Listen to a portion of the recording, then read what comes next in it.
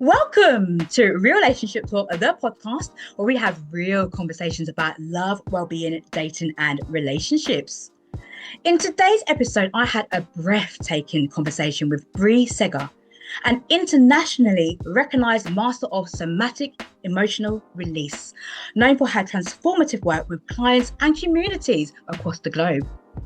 As both guide and teacher, she empowers individuals to unlock their highest potential through deep nervous system restoration and emotional alchemy. For over a decade, she has supported thousands of people worldwide in navigating trauma, relationship challenges, emotional overwhelm, work overload, grief, and PTSD, helping them to return to wholeness and create lives of purpose and expansion. You can find out more about Brea's thorough work in the show notes. During this conversation, we explore the concept of healing, whether in relationships or in solitude, and how it can mean different things to different people. Bree shares what healing looks like on a deeper, more embodied level as a form of authentic expression. She delves into whether it is more beneficial to heal within a relationship without falling into codependency or take time out and heal in solitude. She explains the distinction between navigating life and our relationships from the aligned heart versus the emotional heart. Alongside this, she explores why many people try to make sense of their emotions through brain mode, thinking, analysing, or searching for a reason, and reveals the powerful shift that can transform how we relate to our emotions and our relationships when we move beyond that and allow ourselves to be with the emotion rather than trying to understand it straight away. And so much more. You are about to get the whole RLT, aka Real Relationship Talk, so you're going to want to watch the entire episode. I hope that you will find this conversation as gently allowing as I did. And remember to subscribe, hit that like button and that notification bell.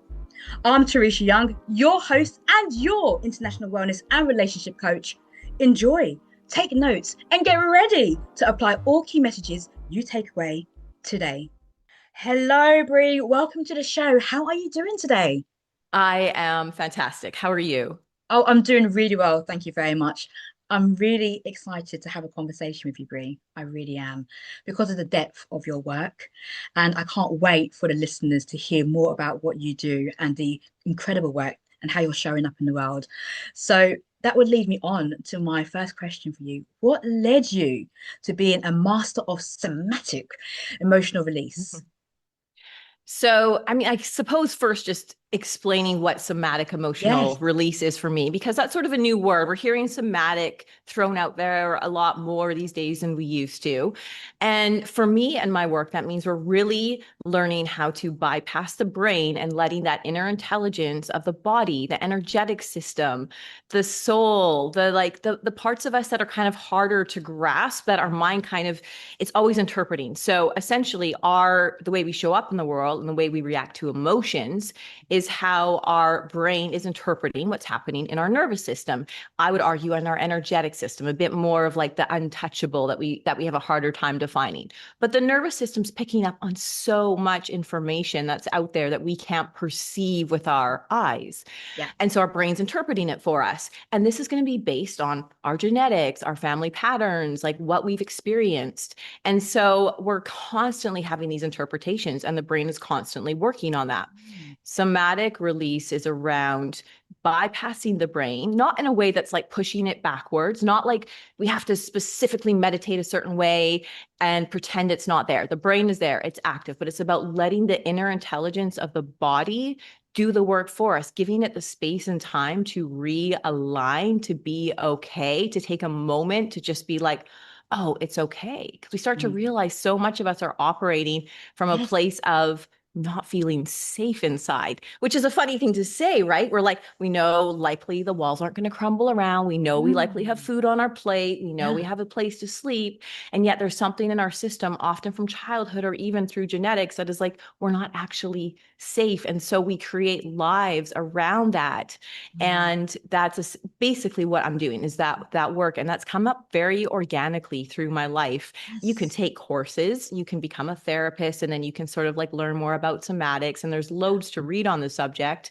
And it's the closest wording I could use to interpret something that I've created over the last decade plus of work. And it evolved into something that would be called somatic emotional release. Oh, wow.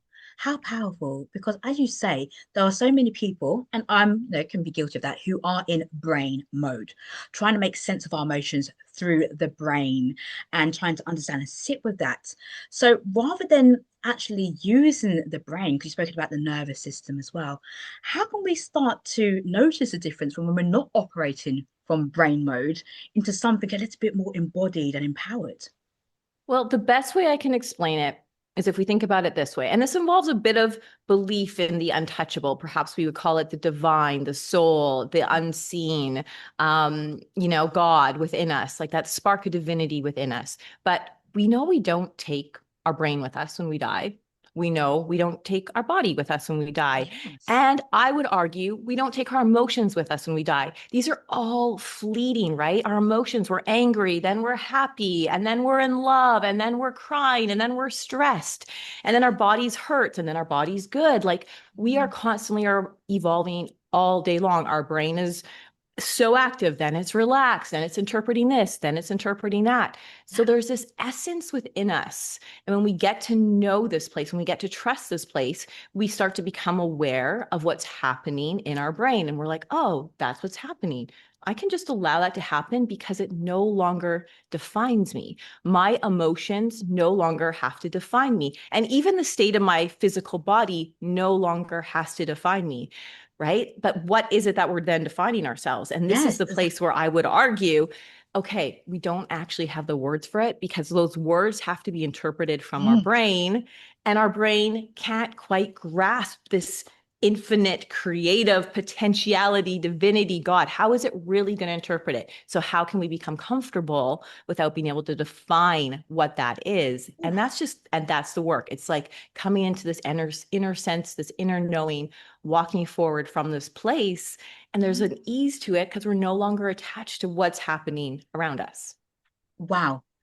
That for people listening to what you just shared, they will be thinking, oh my gosh, I'm so used to saying seeing is believing. But for me, that feels like believing is seeing. It's like you tap into the unknown and just allow yourself to, dare I say, surrender.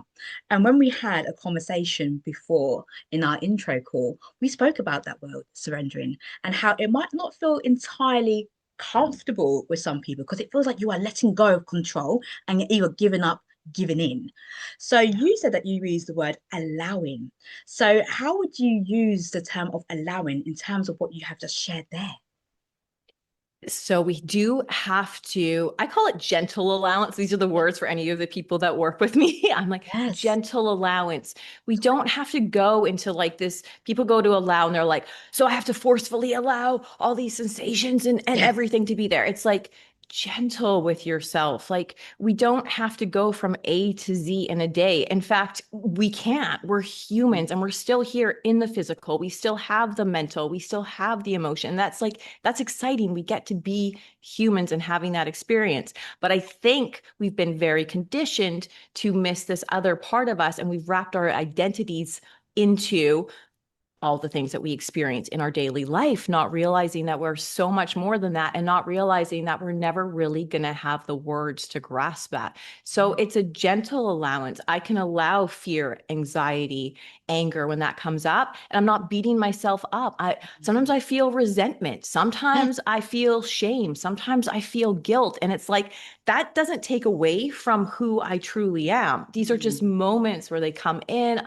You can be with it. Sometimes it lasts for days. I know. Sometimes we're mad for a week. Of I course. know. And it's Yeah. like, but if we get like that allowance, that gentle allowance for it, rather than fighting that off and shaming ourselves even more because we're making it wrong for even, we make ourselves wrong for our feelings, Do. right? We're like, Yeah.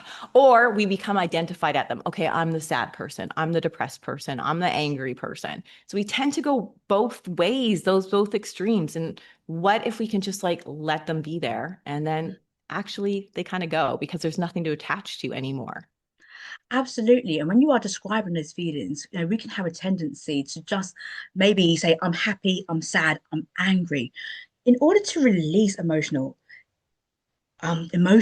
is it not more helpful to be able to accurately define what emotion you are experiencing so you're not able to label yourself, so to speak? So, how can one start to identify and label emotions if it's helpful to do so? Yeah. And I think it is helpful because our brain is interpreting it anyways. And I Yeah. think it's actually giving it the space to realize, okay, often like if I'm angry, I have a big anger response. Okay, what's Mm, going on under, if you feel that first, you're like, oh my God. And this like the rage, we know the heart starts beating. We're like, ah, and we might freeze. We might go into fight mode. We might go like, oh, I don't want to deal with this. If you stay with that, what's underneath it? Are you scared that you weren't respected, that you weren't mm, seen? Are you sad because you can't express what you really want? Are you, what else is, are you resentful because someone's choosing somebody else over you? And you keep mm. allowing yourself to feel these different layers. And what that will often bring us back to is something in childhood or something just previous in our Yeah. life where it's like being that part of us that wasn't healed at that time because it didn't get the space to be seen has just been stored in our body. And when it's stored in our body, it keeps coming back up again in our life experiences until we give it the space and time to see it and to be with Yeah. it. So, how can people, because you've spoken about the body, so how can people start to recognize where the emotions are showing up in their body? We spoke about sadness, we spoke about maybe trauma. So, how can they stay present and start to notice where that is showing up in their body? Yeah, there's two things that I think are really important. So one is just recognizing, like I'm letting myself see or feel or notice that I'm angry. I'm letting myself see or notice that I'm stressed or Yeah. that I'm resentful because usually we move right into action, right? Hmm. So anxiety, we might go like straight to our phones, like, okay, it's too overwhelming. I better Yeah. look at my phone and like, get everything centered. Or we have like manic sort of responses to the people Mhm. around us. If we're in the Yeah. work environment or to our family, we start like, maybe we're yelling at people, maybe we're slamming the door, maybe we're avoiding people. We have all these sort of responses that we learned and how to like not really be with it, right? And then we're Yeah. like, it just kind of like it's there and then we pretend it's not and we do something and then we never come back to it. So Yeah. it's first just letting ourselves like, okay, I'm stressed. I'm feeling anxious. I'm feeling sad. I'm feeling angry. I'm feeling jealousy. Like it's about just recognition of what that is. The Yes. next thing, and this is the biggest thing that I wish we all took time to do every day, and I know it's so hard for people, but what I do is I lay on my couch or on my bed for 20 minutes a day, no matter like what. I just find that time to do it and I let whatever is there be there. And this isn't like me looking, I'm not looking for something. I'm just letting my system, and this develops over time because there's a trust there that it can go and process for me, can realign for me. Sometimes big emotions might come up, sometimes they don't. Sometimes my brain is like running the show. I'm like, oh, that's interesting. It really doesn't want me to go there. I'm just avoiding, what's happening in my body. Sometimes the brain has something interesting to say. But what's happened over the years and years of doing that is there's so much trust. And I just give that space and time for our systems are so intelligent. Our nervous systems are so intelligent. Our body, like all these parts of us to work together and harmonize without us going straight to reaction, straight to avoidance, straight to our cell phones, which is kind of our default now, Yeah. whatever that is to not be with the thing rather than actually making that time every day. And this isn't like about reaching some state. This isn't about like, I've got to meditate and I got to like leave my 20 minutes feeling happy. It has nothing to do with that. It's about creating the relationship of trust with the inner depth of you that it can do the work for you and it's okay. And it's okay. There will be people sitting with that thinking, I'm just really scared. about what's going to show up for me if I stay present or I Yeah. give myself that time, because they might not feel that they could handle what shows up for them, particularly if they have trauma, PTSD, they're experiencing grief. So, whilst they can sit that, how would they sit back and be able to, I guess, nurture that space and that whatever is showing up for them? Yeah. Okay, so just first know it's a possibility that that's there because it is scary. And I work with a lot of CEOs and a lot of business leaders, and guess what they're really good at? They're really good at working 60 hours, 80 hours a week. Like they do not want to do what I just said. Like that's the last thing on their list. Now, they're in a place where they hire me. So we take the time every week to do this, right? So there might be somebody that you can outsource that to hold that space for you essentially. But again, it's about finding someone that's not trying to like force you into a certain outcome. It's Yes. about finding someone that can just allow you to be in there and you start feeling that safety because their nervous system should be in a place of safety, which allows your nervous system to have that permission. And that's really what this is all about. That's why I do the work I do. There's safety in my system, whether it's on Zoom, whether it's in person, the magic of the world and energetics, how we're all connected, that can be felt just by that intention, just being, it doesn't take something special or something magical. I'm not waving a wand. It's Mhm. just known that there's safety and they can go in. So when we're on our own, first you have to have that desire, like, okay, I know that I'm avoiding. I know that I've created a life of work, of family, of commitments, of sports, of whatever it is, because I'm carrying around this like big thing in me that I don't want to feel. And you get the choice. Do you want to keep carrying that around? Because that's valid. Like, nope, like you can totally do that. And there's nothing wrong with doing that. It's life. You get to choose your own adventure. Yes. And if you want to have your adventure without carrying the weight of that around, then you might have to make the choice to be uncomfortable for a while. And maybe that starts out as like 5 minutes. And maybe that just starts out as you're like listening to this podcast going, Yeah. I'm just going to notice my emotions. I'm just going to give them a little bit more space and time. I'm going to see if I can be a little bit more okay with them. And I can see if I can like not pick up my phone or not go straight into reaction or not go straight into avoidance right away. Yeah. There's something very healing about what you have shared there, whether it's something that you do to get external support, whether it is gentle, gradual steps into allowing yourself that space. So, when we talk about healing, whether that's in a relationship or whether that is on our own, it can mean so many different things to so many people when you hear the word healing. Yeah. So, what, in your perspective, does healing look like on a more deeper embodied level? Yeah, all these words are so funny these days, right? Because you can say healing to one person and they're like, what does that mean? And other people are Yeah. like, oh my God, the healing. Like, are we wearing hippie beads? Are we Yes. like, what are we doing? And Yeah. especially now on social media, we're seeing some wild things out there if that stuff comes into your Yeah. feed. And it's like, what is going on? Why, one, is things so complicated? Why are things actually kind of crazy? Like, Yes. it's all inside of us. We don't need to do a lot.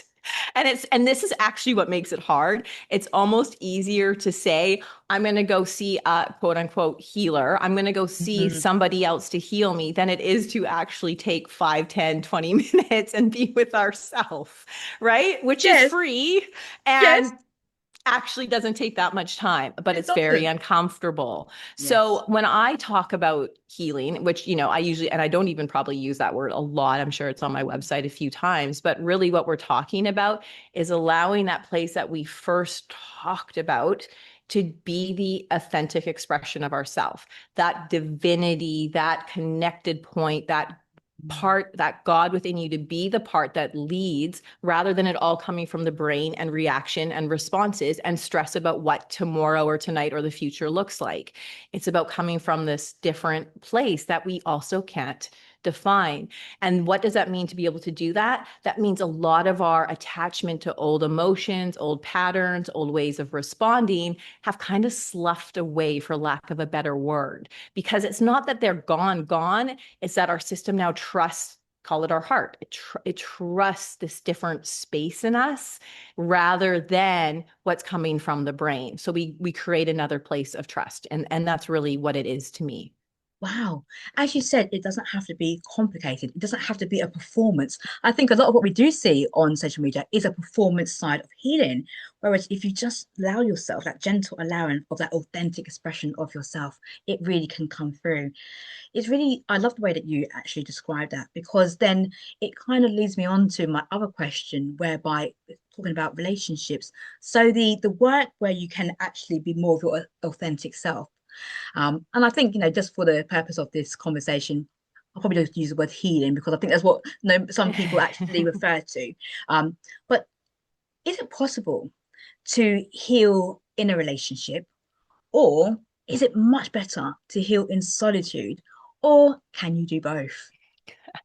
I love that question. So I get asked this a lot by the people I work with because often they sort of will find themselves single and then they make sort of an attachment to that. Well, I'm going to do all my work by myself. And Yeah, okay, well, that's valid.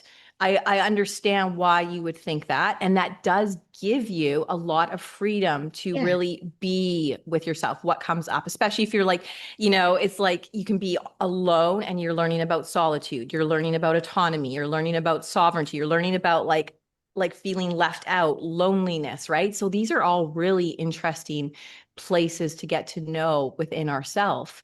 Also, becoming attached to that as though like I don't need a man, or man like I don't need a woman, I'm good on my own. It's like, do we really want to be attached to what that stands for either? Like, what if there really is a possibility of having a relationship and that is incredible, which by the way will of course take work because yes, that's life. We're humans and we all have different ways of seeing things. When we're in a relationship with someone, if we're with somebody where we can actually talk about what's coming up for us and see what that is. So it's like we're seeing who the person really is deeper inside of themselves, and we're allowing that to be like what's known. We don't have to define it. Again, this isn't about defining it, but it's like, okay, our partner's emotions come up, ours come up, we are reacting to each other. And in most relationships, we know that underneath all of this reaction is some deep-seated resentment that's probably now built up for months, years, maybe Mhm. decades, right? Yes, We all know the resentment thing in relationships.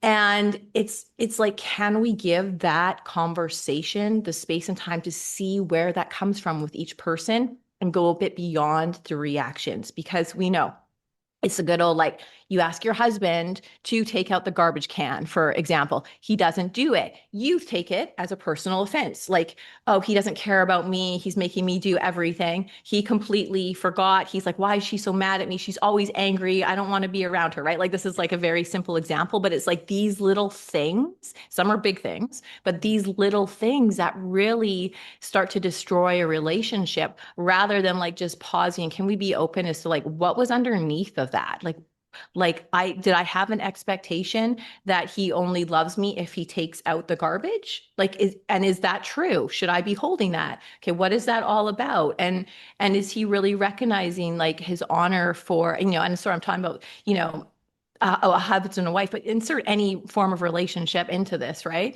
And is he like, how does he feel about taking out the garbage? Does he realize that that's really special to me? That feels like a gift. Like, oh yeah, of course I'm taking care of you, and I want to take. How else can I take care of you? How else can I serve you? How else can I serve him? Like, we just lose all this stuff because we get so caught up in our little resentments, thinking that the person is like maybe just like poking at us or not thinking about us or doesn't love us or isn't, and it's all based on probably how we were raised as kids and how we felt, often not seen, often not allowed to have our full expression.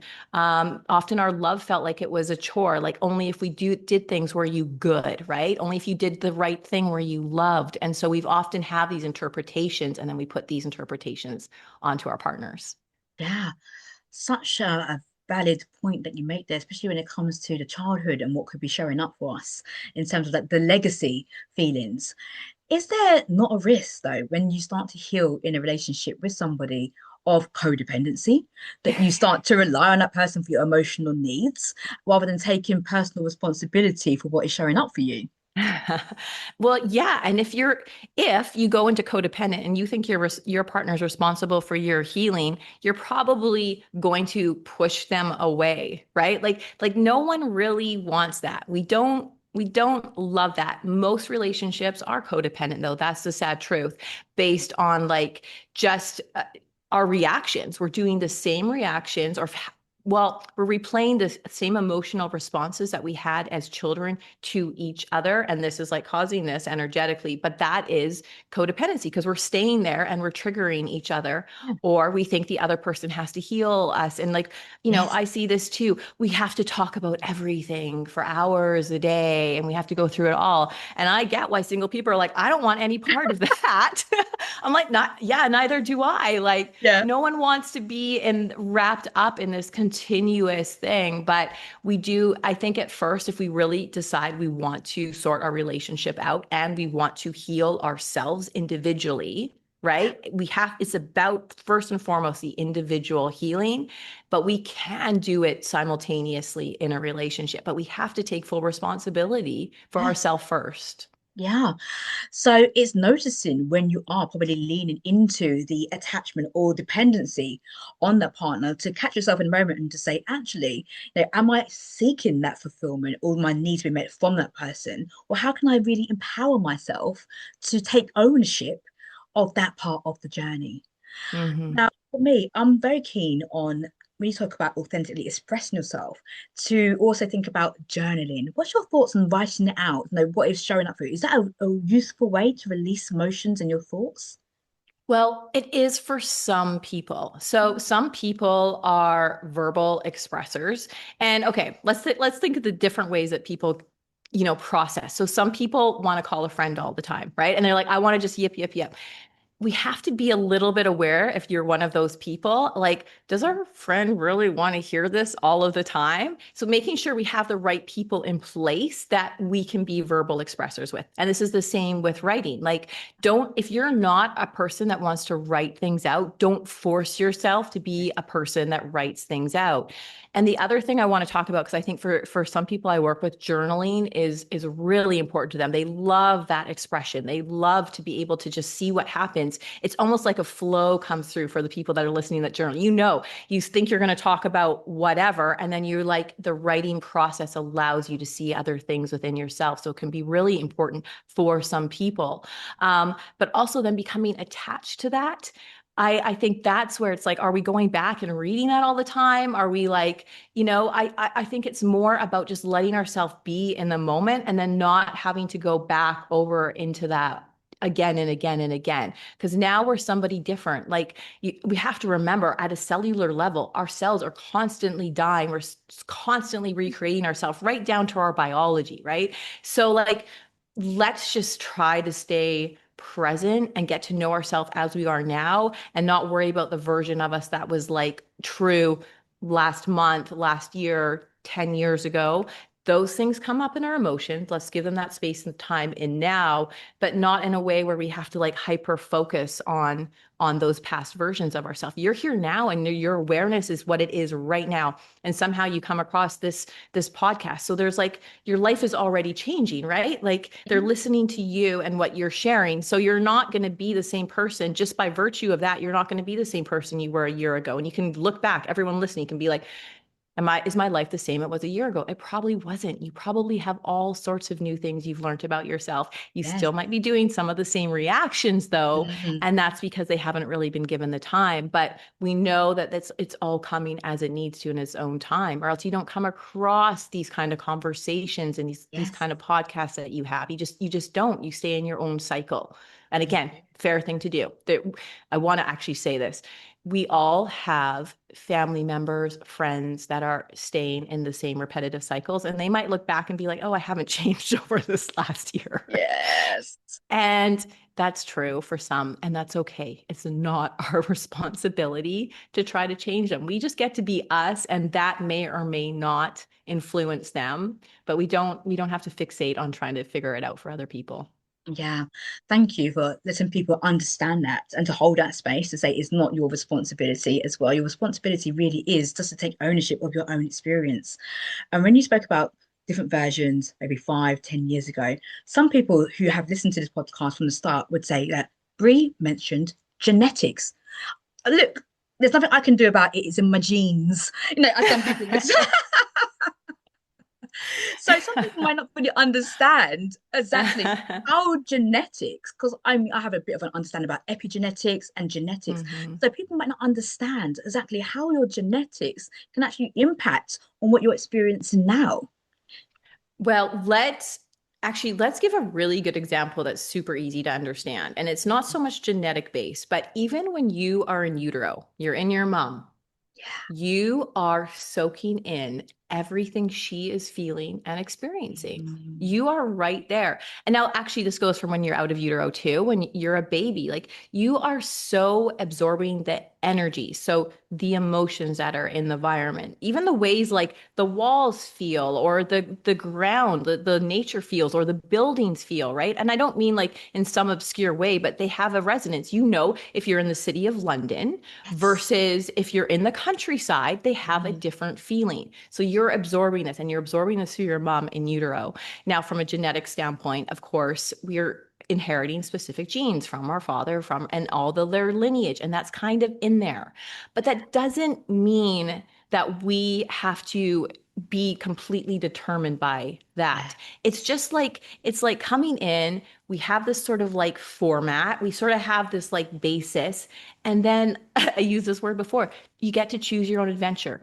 Do you want to hold maybe grandma had a lot of trauma and somehow through our genetics I've picked up this fear and maybe it actually likely grandma passed it down to mom unknowingly and mom passed it down. We really got a good dose of it when we were in Yeah. utero. And then we got an extra good dose of it when we were a baby because maybe our mom was like, I don't even know how to take care of her or him. And like, I don't, and simple things like putting us in, babies being put in their room and left to cry it out. Like these are the types of things that are very new in the human experience that our ancestors didn't really experience a separation, right? And for those of us that are, kids of the last few decades, and I was born in 79, but the 80s, the 90s, a lot of separation happened. That's changing a lot. No bad intentions. It's just what we did. It's just what happened. We're absorbing this as infants as being cut off, right? As not receiving love, as not being safe. So this is just a very simple example where you might hold not being safe in your body based on your experience in utero, what your mother was going through, what the energetics were of the environment around you, and then very simple things of what happened when you were an infant. And your mom might have so much love for you, and there just might have been a few things that occurred, perhaps repetitively, perhaps one time, that made you feel deeply safe, that your brain is never going to remember and be like, it was that moment in time where you felt cut off. Yeah. But we're holding this within us. We don't need to go dig these memories up. It's not about that. It's about giving our body the time to heal it and seeing the emotions where we truly don't feel safe inside, letting Yeah. them be there. And I think that's some people's fear, actually, we're using the word fear, is that if I revisit this, that I have to revisit the experience. I have to live the experience Yeah. again. But whereas if you can just identify maybe what emotional safety looks like for you, identify times in your life when you have felt emotionally safe and lean into those experiences and see how you can create more of those adventures, so to speak, so that you can experience more of that emotional safety. So I'm not sure when you're working with your clients how you would kind of guide them to know what emotional safety looks like and what it feels like. Yeah, well, they get to know it very naturally, right? Because we're giving permission for all of it. We're giving that allowance. If something comes up that's really hard, we're gently letting that be felt, and it's Yeah. like, okay, no big deal. But simultaneously, if we're in a place where we're like, oh, I actually feel really okay, can you allow yourself to feel okay? A lot of the people that I first start working with, Okay. like really feeling okay. I don't mean feeling like happy because we're smelt the roses and we're in a new real. I mean a deep, deep sense of like I'm okay and I'm safe. This is a very new feeling for almost everybody I work with. So Mhm. just spending some time in that, like to really get to know that creates a new imprint in our body where yeah, it's okay to feel okay. And I know this like cognitively, we all know this. Like what I'm saying isn't new. Like I'm okay to feel okay, but to actually deeply in an embodied way with beyond the mind to feel okay, I just don't come across that many people that really feel that. Yes, and acknowledge it, because sometimes that emotional safety, especially when you are in a relationship or you are just meeting somebody and new connection, can feel a little bit bland. It can feel boring Yeah. because you're so used to chaos, drama, Yes. that emotional safety that you are actually experiencing is just completely alien to you. So to be able to lean into it and to say, actually, I feel okay, and I'm just going to explore it and gently see where it goes. That's going to feel really, really foreign to people in terms of that experience. Yeah, it really is. And we are so, I mean, we can look at our relationships, especially our partners, for anyone that's with a partner, and we can see based on that relationship where we are okay or not okay in our nervous system. It's instant feedback. If it's a lot of drama, there's Yeah. actually a part of us that's a little bit more comfortable with that. We would have experienced that more when we were younger, right? Yeah. And actually, if it's really settled, I'm sure you talk about this on your show, but if it's really settled and calm, or we're like, oh, she's boring, he's Yeah. boring, like, right? Like, we're not okay with just the okayness of it. And, and I'm not suggesting any of us should be with a boring person. Enjoy your life and have fun. But but like, could we come and get to know where it actually is a trauma response based on like at a deep Yeah. soul level? What's really being asked for? And maybe we should look at that other stuff and then see if this relationship could still work or not. Yeah, completely love that. I mean, another topic which could be explored, but I know it's so deep, is trauma bonding. So again, all that the term, I think many people know the term trauma bonding as well. So again, that is something for people to really lean into, and just understanding that element of safety that made us feel a little bit strange for some people, but to be present. Brie, I would love for you to explain the distinction, because I know you talk about this, between navigating life and our relationships from the aligned heart versus the Mhm. emotional heart. Can you just share with us what that actually means? Yeah. So I alluded to this a little bit prior to. The emotional heart is those responses, those initial response. We all know them. It's the like we're with a partner, or in whatever relationship it is, and we're like responding in anger or resentment or Mm. fears or anxiety, or we have the word anxious attachment or avoidant, like all Yeah. of these things, these natural responses, but they feel so real, right? If Mm. we're talking to our friends about it or our family, we're like, but my heart is aching and like, and it feels so, so real. So we want to notice that that's the physical sensations being interpreted through the nervous system, and our mind is giving that sort of definition of what that is. And often we just think of it like, ow, that hurts, or oh, like I'm so upset, or oh, this isn't good, or oh, this is good, and oh, this is great. And we don't often think about it more than that. So that's the emotional. It's just those responses. It's like it's the heartache and it's the heart love. It just kind of comes deeper from that. More of an energetic heart place is that alignment. And this is the consistency and the constant okayness, Mm. where all those emotions, they're there. No big deal. But the alignment means that we're really moving from a place. Our reactions are based on a space of deep okayness. When we feel that safety, that okayness, that trust in that unknown, hard to define part of ourself, we actually show up in the world so different.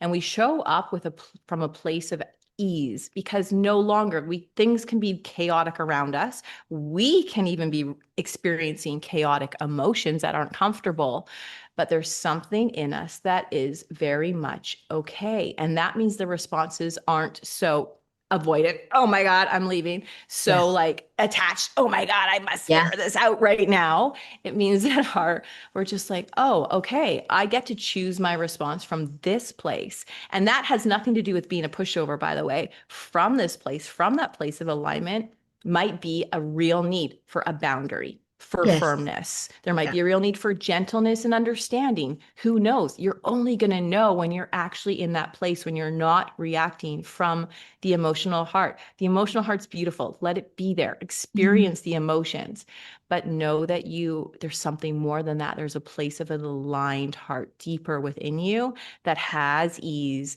has a gentleness, has an open love in it. And it's not at all about being feminine or too kind or too nice. Those are all, again, for being too kind or too nice, all of Yeah. that trauma responses, right? I need them to like me. Yeah. I was talking to one of my clients the other day, and she was saying how I do all these things for everybody, and we went in a little bit deeper, and she's like, "Oh my God, I do all of these things for other people so they see me, so they like me. I'm not even being that nice. I think I'm being nice. They probably think I'm being nice, but I'm actually completely doing it for selfish reasons so that they like me."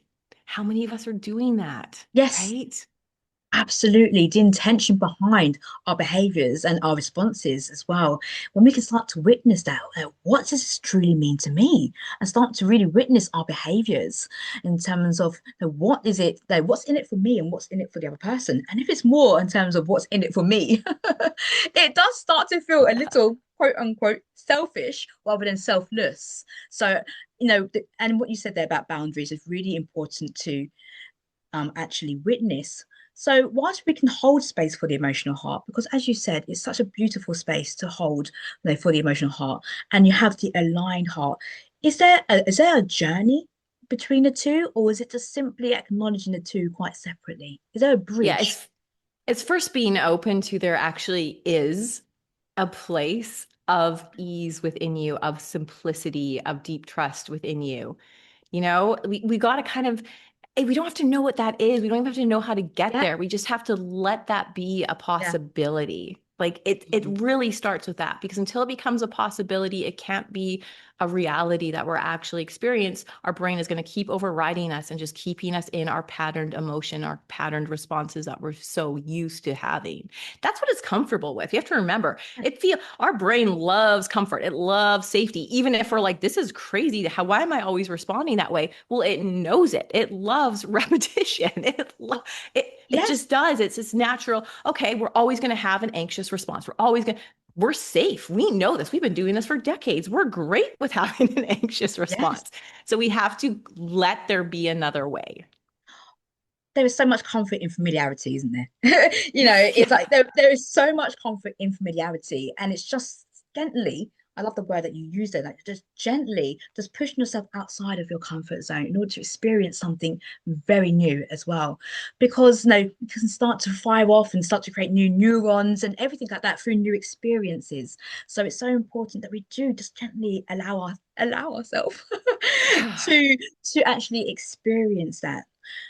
Bree, is there anything more about your work that we haven't spoken about on this show that you would love to share as well with the audience? Well, I guess what I will say, and it's not necessarily my work, but Mm.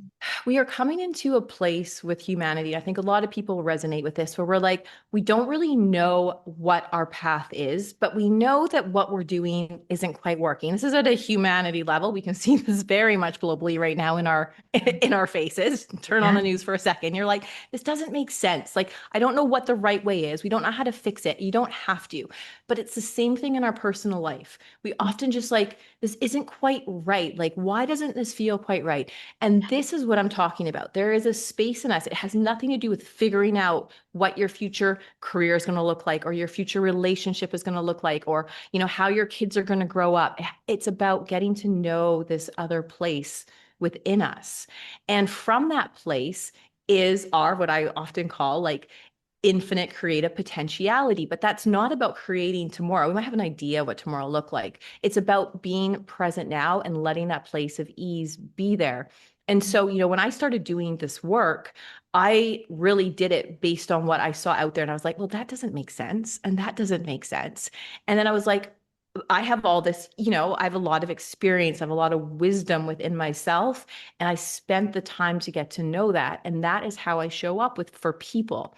So what I Mm. want to say is, but this is my way. But I'm saying every person has their own way to be in the world.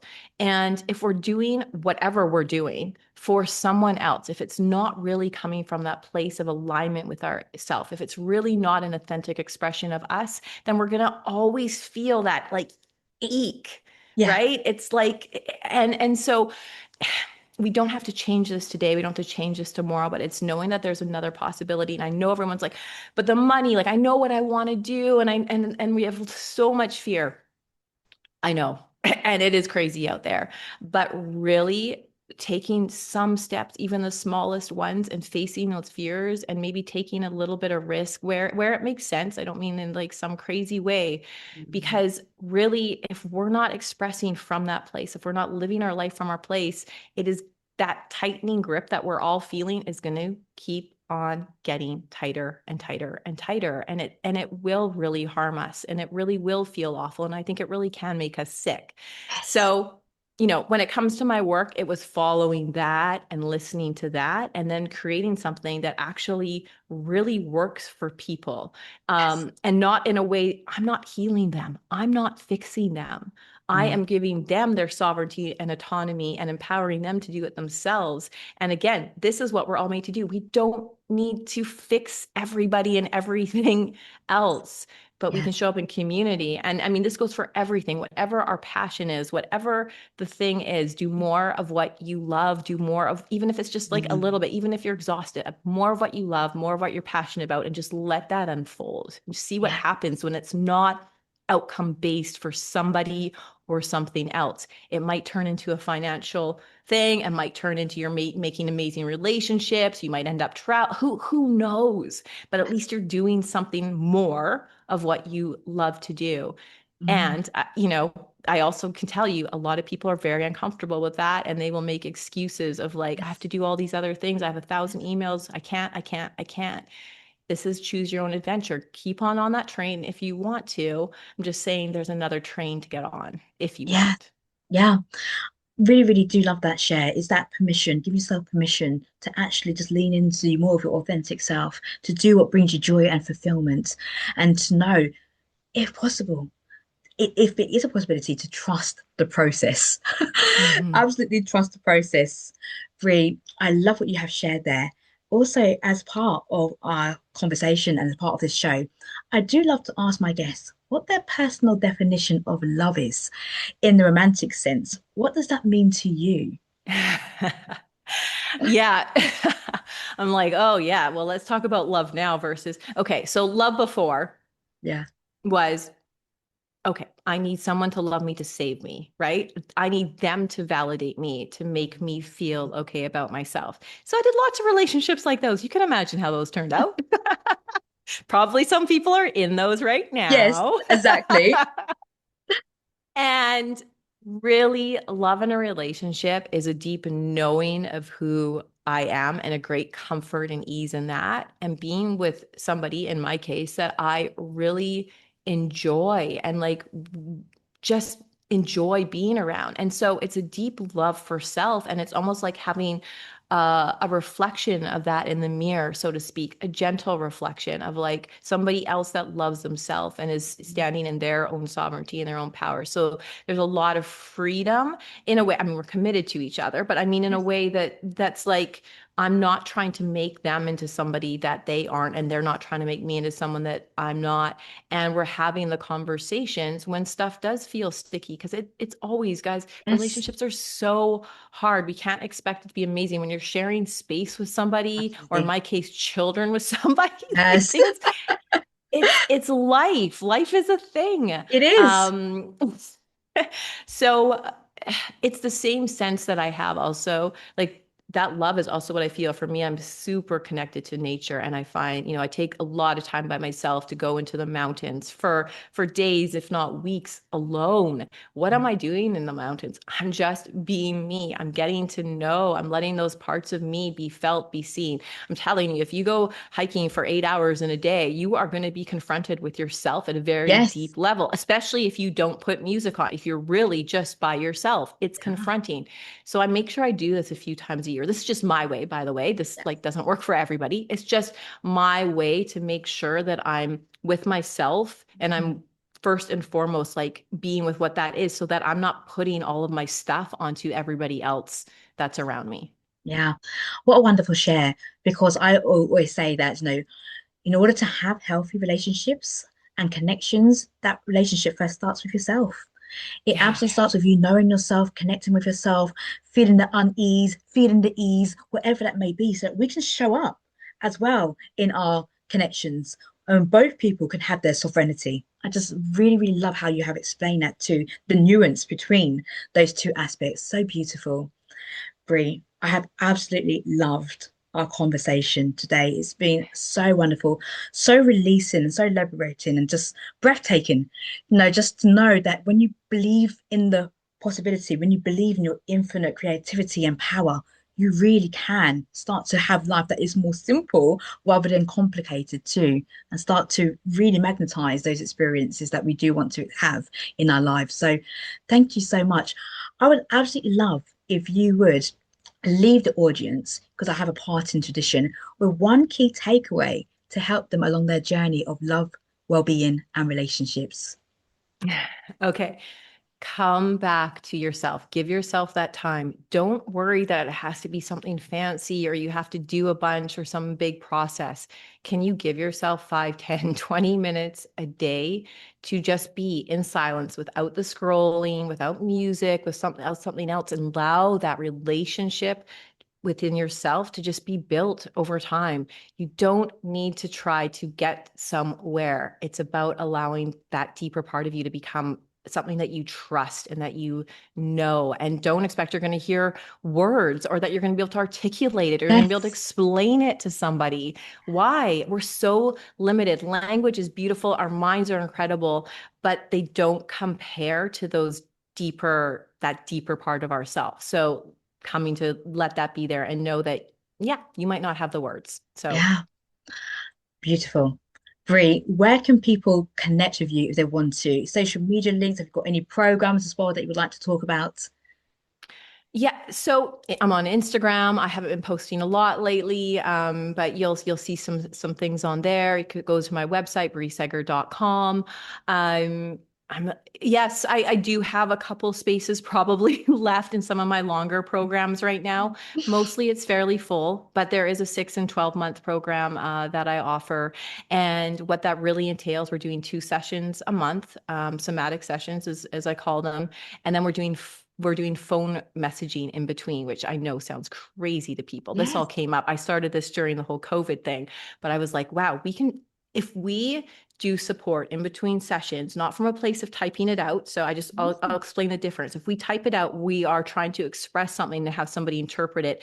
Will they interpret it this way or that way? It's about actually allowing voice messages of like, this is what's on my heart right now. This is what I'm experiencing. This is what I'm going through. And this is one of my favorite ways to work with people. So we have this combination of private sessions and then private messaging where we can actually get into the nitty gritty in between where life is actually happening. So obviously I have very limited spaces with this Yes. because a lot of time and a lot of support, but go on my website and check it out. That's so wonderful to hear. I'm going to drop all of your social media links, your website details into the show notes so people can easily access that as well. So, Bria, I just want to thank you once again for this wonderful conversation that we've had. I was really looking forward to it. And this is why, because what you have shared has been so transformational for whoever listens. So, thank you so much. Oh, thanks for having me. This has been so much fun. And yeah, I'd love to be back again someday. So Oh, thanks. absolutely. We've got layers because your work has layers and you've spoken about layers. There are layers that we can absolutely explore. So I would love to welcome you back to the show to explore the layers. I call it peeling the onion. You Love it. get that onion and you just keep peeling and you keep Absolutely. peeling that onion. And So for true. everybody who has listened to this absolutely wonderful conversation, I want to thank you for your time, for your attention, and for your energy. And until the next episode, take great care of yourself and others too.